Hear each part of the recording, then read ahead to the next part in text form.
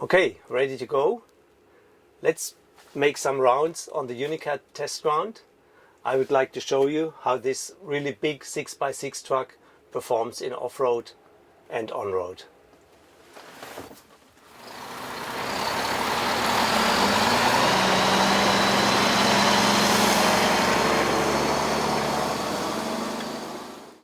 Okay, good.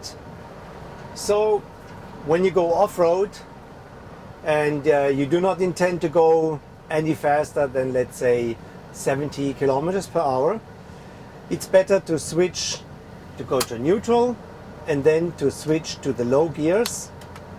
So now you have a reduction and you can't go as fast as on the road, but you have more torque and more power when you go slow. And you can also go much slower if needed. So you can switch this only when you're stopped and when you're in neutral, because otherwise the gears would really suffer from that. When you start, then you go back to drive, but for off-road you also have position DX, which means that the engine will go to higher RPMs to make better use of the engine RPM range actually. So let's do this.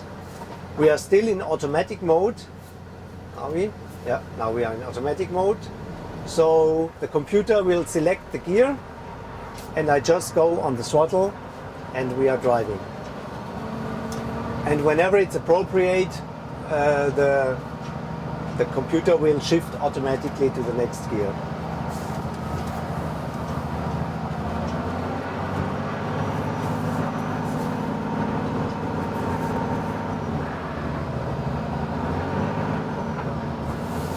Now we are in 3, in 4, in 5, in 6, and when we go slower, it will automatically shift down.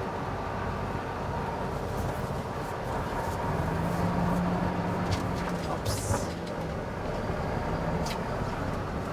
Now it's down to 5, now it's down to 4. And when we go faster, it will again go to a higher gear. And now we are already in 7. Now, if you want, you can actually select the gears by yourself, and with this button or with this lever you switch from automatic to manual. Now we are in 5th gear, and if I push down, the engine will or the gearbox will shift to 4. If I push another one, it will go down to 3. And it makes sometimes sense because the computer can measure a lot of things like speed, torque, throttle position and so on, but it cannot look forward and it doesn't see what type of area is coming up. But when you know, now I have to go very slow because there are big holes in front of me, then you just select 1st gear by yourself and it will stay in 1st gear. So now you can go very slow, but you still have a lot of torque. When you go through a very uneven area, it's very soft and very safe driving. So now we are stuck because I only selected the low gears, but I did not select the differential locks between the 2 rear axles, and I did not select any further lock. So as now one wheel seems to be in the air, the others stop immediately because all the revolutions go to the wheel which is spinning free.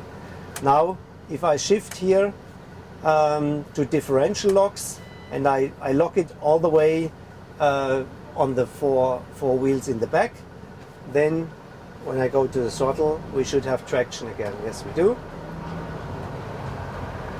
so we can continue driving. And as long as I only use differential locks at the rear, the steering is not really much affected.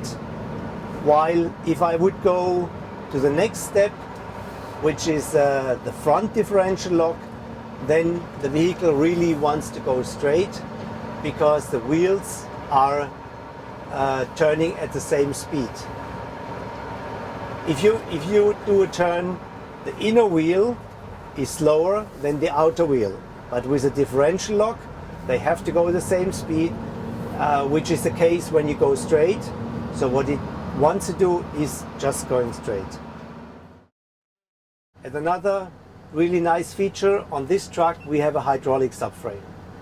It allows us to raise the body about 180 millimeters from the chassis frame. With the body, also the fuel tanks go up, so you get a lot more ground clearance and you get a lot more clearance to flex the chassis under the body. Also the wheels will then have enough space to articulate in the wheel arches.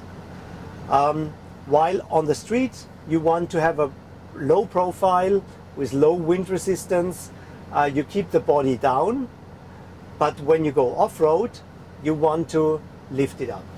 For this we have two dials here, and with this dial here, with the upper one, the more I turn it, the higher the body comes up. And I have another button here which is for the body suspension. So when the body is lifted, we can even do a suspension on the body itself, and with this dial we can even adjust the stiffness of that suspension. This is a pretty automatic mode, so it goes up parallel and comes down parallel.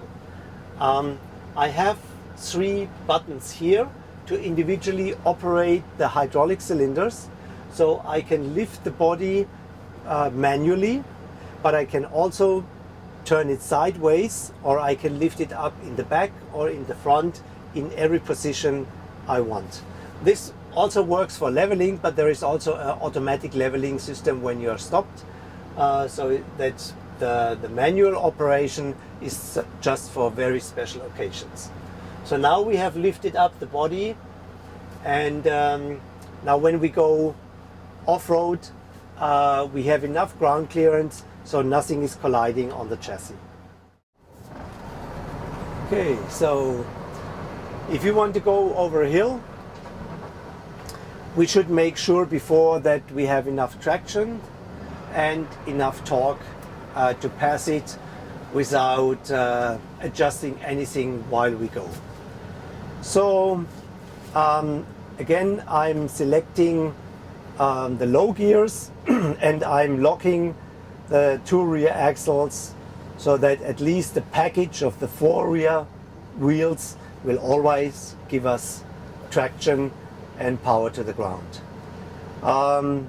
We have to go to drive. We can go to DX so that the RPM goes up a little higher, and I will go to manual because I don't want the engine or the computer to shift while I'm going up. I will also open the window to be able to look out better, to see what happens on the sides. So other than that, if you have the right vehicle, shouldn't be a problem to go. Accelerate a little bit, and here we go. We do everything slow with the truck because slow is safe. You just should have enough power and enough traction. That's the key point. So now we are on top of the hill, and so now we are going down.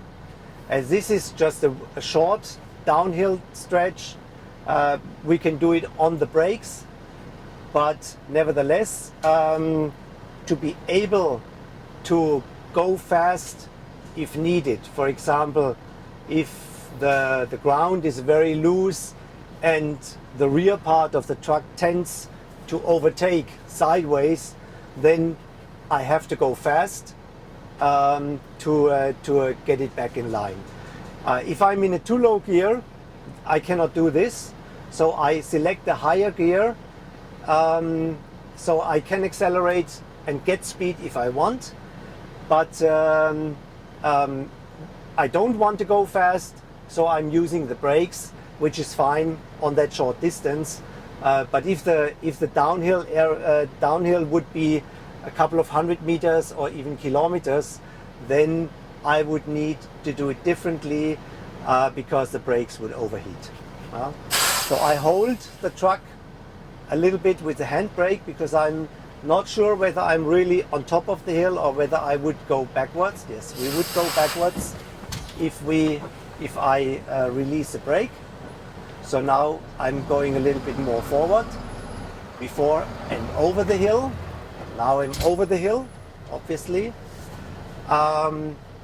Before I select the higher gear, because if I select the higher gear and I'm still on the climbing, then the torque might not be enough to get over the top. But now I'm over the top, I actually don't need any torque to go down, and I'm releasing the brake, and then we can go down very slowly and very controlled. I can even stop in the downhill, and I can even try to hold it with that brake, which doesn't work exactly, but I can also go to reverse, go back to first gear and try to go up backwards.